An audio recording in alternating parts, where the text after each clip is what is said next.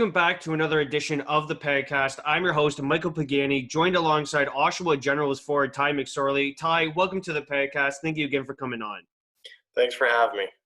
You know, lots of people have turned on Netflix during this quarantine. What have you been doing during quarantine? I've been watching Netflix too. I started the show Suits.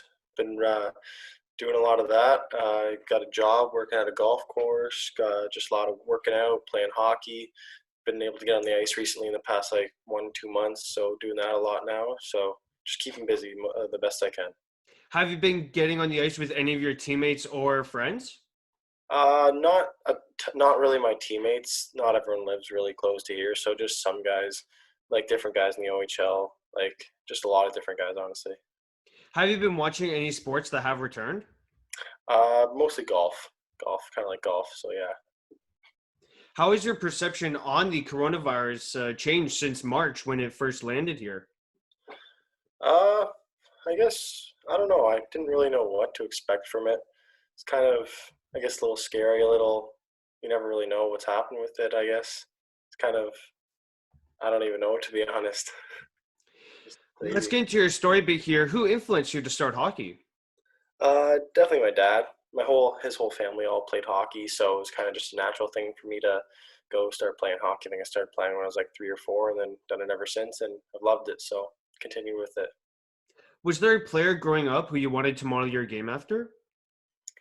Ooh, there's always been a couple players. I remember when I was younger, I really liked. Weirdly enough, I liked the Florida Panthers, and I liked David Booth. Oh, that is weird. I went down to a Florida Panthers game, and I remember I just watched that guy and I really liked him. Then as I got older, I liked, I know he's a defense and I'm a forward, but Brent Burns, I liked him. Recently, I've liked Tom Wilson, just more of my style of player and trying to play like him. So yeah, it's always had different players that you like. Could you speak upon your road to where you are today, like some of the successes you've had, challenges you've faced? Yeah, for sure. I started like everyone started playing when you're young. I played AA hockey for the first couple of years, then moved up to AAA. Then I got drafted. I wasn't a high draft pick. I think I was 11th round, so wasn't a great player when I was first trying to break into the OHL. Not one of those star players, so I still had to work my way into the league. Played a year in midget, had to work my way up to junior A. Played for the Mississauga Chargers, had to work my way up from there. Then finally made the Oshawa Generals. So it's always been kind of like that, I guess, if you want to call it underdog, and working your way up to the next level, and it's worked out and it's been good. Did you grow up in Mississauga? Yeah. I played for the Mississauga Reps, Mississauga North Stars, Mississauga Chargers, so always been around there. Have you been to a lot of Steelhead games then as a kid? Not a whole lot. I would go a couple times a year, maybe with hockey teams or schools or stuff like that. But I always saw those guys and thought oh, that was cool. I'd like to do that, and it is pretty cool knowing now that I have other kids looking at me saying the same thing, and I think it's pretty great. What NHL team did you cheer for growing up? Weirdly enough, the Florida Panthers. I went down to a game there when I was young, and then I guess just that was one of my first ever NHL games when I really could remember it. So that kind of just caught on with me. Do you remember how empty the crowd is? Because I know that Florida always gets chirped about that. Yeah, I kind of remember it. I remember it was just a crazy game. They were playing Toronto. Toronto was beating them by 4 goals, and then they came back and won in overtime. And it was it was empty, but to me it didn't really matter because I was a young kid and just watching the NHL players, that was all that really mattered to me.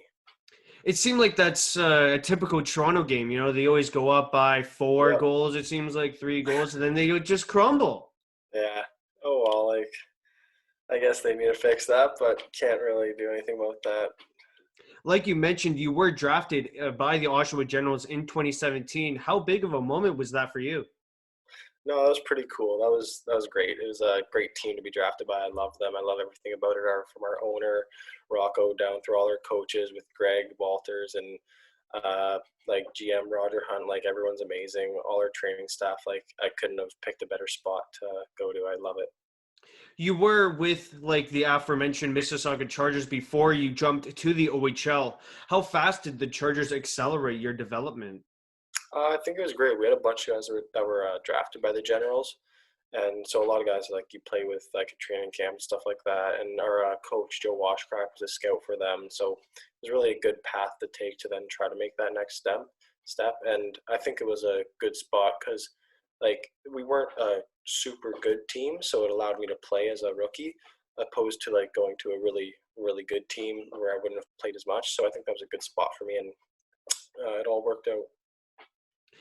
While I was researching, you had 140 penalty minutes, PIMs, in the 2018-19 season. I Yeah. must ask, how many of them were fights?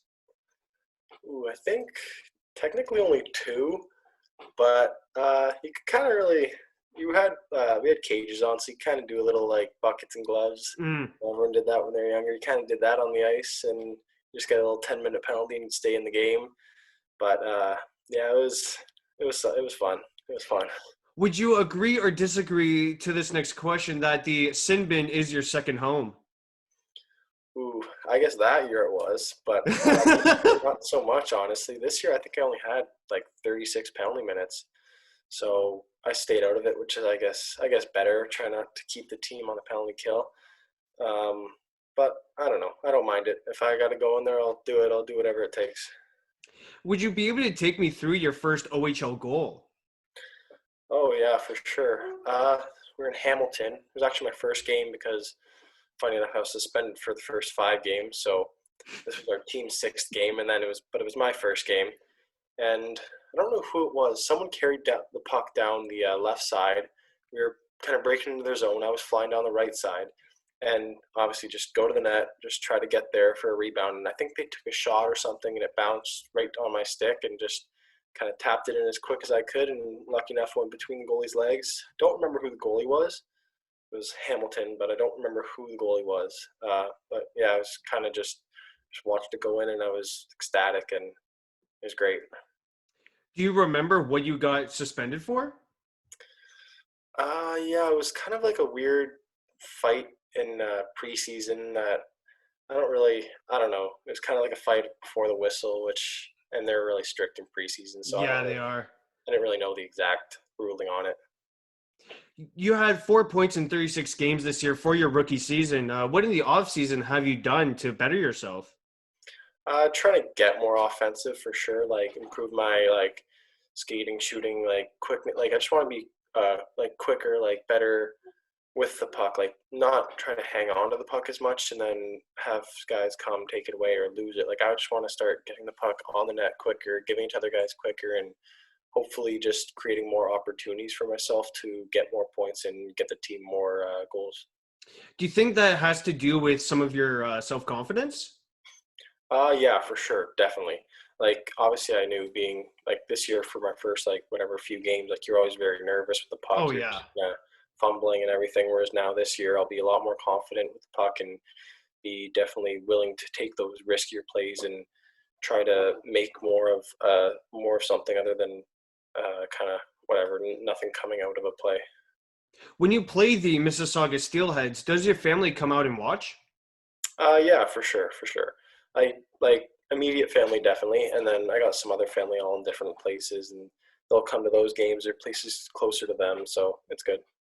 How special is it playing in front of your immediate family than your extended family? It's great. It's great just having them always watch you and cheer for you all the way through, and now seeing you at like a high level, it's pretty good, rewarding having them being able to watch you at like a real kind of professional atmosphere.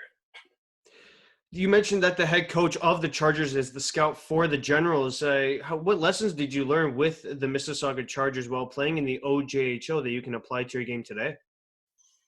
Ooh, definitely a lot because it was a big jump from midget hockey. Hmm. You're finally playing with a lot older players. So I would have been 17 playing with guys 19, 20, 21 years old. And it definitely taught me a lot of trying to learn from those older guys that were very good and played against older guys their previous years. And just kind of everything from how to act, how to carry yourself. Just it helped me definitely progress as a person, as a player. Did your game day routine change that much from making the jump to the O? Um, yeah, I'd say so. Definitely a lot more. You're a lot more into the game when you're playing in the OHL. Like, Whereas in the OJHL, you'd have whatever, a full day of school, all this stuff like before. Yeah. The OHL, it's whatever, shorter school days, come to the rink, do your little stretch workout, maybe on ice before the game. So it's kind of like the full days dedicated to that. Whereas before in the OJHL, not so much. You're kind of just showing up before the game and then it's game time. Whereas in the OHL, it's from the moment you wake up, everything's like geared towards that game at night. So yeah. How busy would you say you are during the season? Uh, this past year I did another year of high school, so very busy from whenever wake up at 7 o'clock, go to school, finish school like 11 o'clock, go to the rink, do your workouts, your games, meals, everything. Like come home, like do like it was very busy. Lots of practice. We're on the ice like almost every day, so it was very busy. How do you stay busy during a normal off season? Uh, I like I love working out, playing hockey. So I'll work out every day. I'll play hockey, whatever, a couple times a week. I like to get a job. Like this year, I got a job at a golf course. I like to work. I love always being busy, and I don't like just staying at home, getting out and doing stuff. What were some of the challenges that you faced as a rookie this year? Um, I wouldn't say I honestly really faced a ton of challenges. I think I think like obviously it's hard like getting the lineup when you're a rookie, but I think I did. I think I did well with it, trying to make my way into it and like become a regular in the lineup. Like that's obviously the goal, and like it wasn't that bad. I don't think. I wouldn't. I don't think it was that tough being a rookie.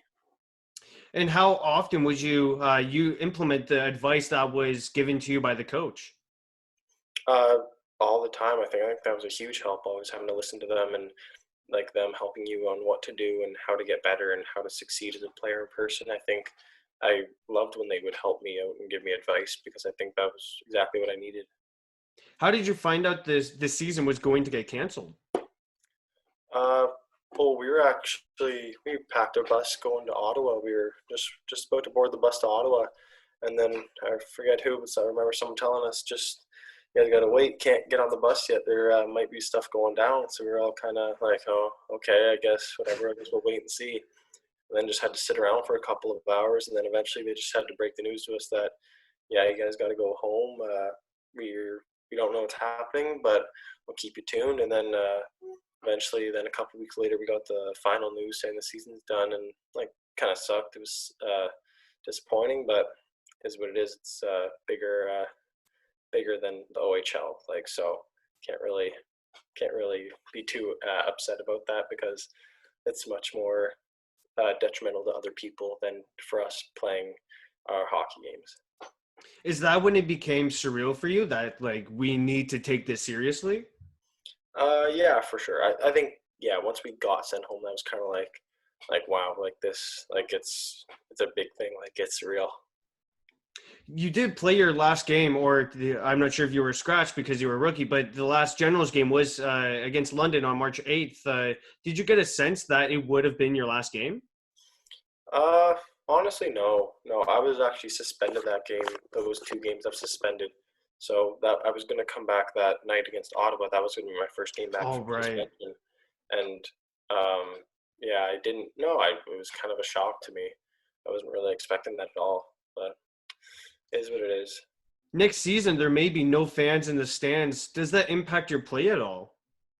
Um, I don't think it will. Like I love obviously going out skating on the rink and seeing like 5,000 6,000 people there at home. It was and they're all screaming and it's loud. Like I love that. Like it's a great energy boost and adrenaline boost. But I think once you're like you might notice it a bit, but once you're in the game and playing, I don't think it'll really. I think you just zone it out. So I think it won't make too much of an impact. Hypothetically speaking, the Generals were going up against the Mississauga Steelheads for these playoffs. What successes did you have against them this year? Ooh, I'm trying to think. I don't really remember playing them a whole lot. I don't remember to be honest. I think we did okay against them. But I don't really remember a whole lot about playing the Steelheads. Do you remember I guess I should ask, what would have been the game plan to stop their top players? Definitely just play them hard, be quick on them. Don't let them get to the net. Don't let them get shots. Just shut them down as best we can and just score more than they do. Yeah, it does seem like it seems like when you say it, it's almost as simple as that, but it goes a lot more deeper than that because you have to go Yeah. into the corners, you have to fight for the puck, you know? Yep. Yep. So do the do the playoffs ever switch up your game day routine? Oh, I'd say like not that they switch it up, but you're a lot more in tune with it, and it's a lot more realer, and like you got to take it a whole lot more seriously. Not that you don't take it seriously in the first place, but you just got to be even more into it and make sure everything is like perfect. Just because every game is worth a lot more, and every game is basically a must win. Have you do you have any superstitions like that you used growing up through minor hockey that you would use today? Not really. No, I try to keep away from most superstitions because I'd rather not than be thinking about that. Nothing really in particular, honestly. I just try to keep it just simple, nothing crazy. Have you played in any teddy bear toss games or were you suspended? Ooh, I I did not play in the teddy bear toss game. I think I was either suspended or scratched that game. Yeah, but I did not play in that. Moving on to the next question, then, who was your roommate on the road trips this year? I didn't really have a normal roommate. Like we're always having different roommates. Hmm. Like obviously as team changed, guys got traded or moved away. There was definitely always moving parts, so couldn't really have a steady roommate. But yeah, What would be your go-to shootout move if you got the chance? ooh, I'd say probably a shot. Would probably come down the left side, cut to the right side, and shoot. Look for whatever's open, and then shoot. That does seem like a move that would get most goalies because they're going from one side to the next, you know? Yeah, yeah, definitely get them moving as much as possible. What would you say is the toughest building to play in on the road? Probably like I know I love playing there in Peterborough, but it's probably one of the toughest because they do have that different style of boards, and it always seemed like it was so hard for us to score there. Like the games seemed to be very low scoring on our side, but even though it was that, I still enjoyed playing there because it was like our biggest rival. But yeah, I'd say them.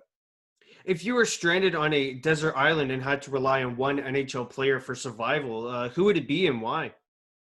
I'd say probably Brent Burns. That guy's got a ranch, got a bunch of animals.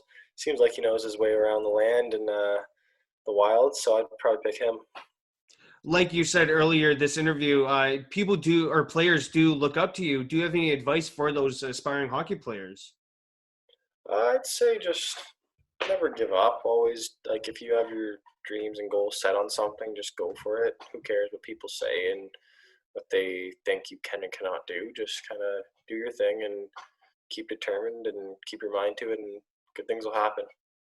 I'd like to thank Oshawa Generals forward Tye McSorley for joining me on today's podcast. Thank you again, Ty. Thank you very much. Thanks for having me.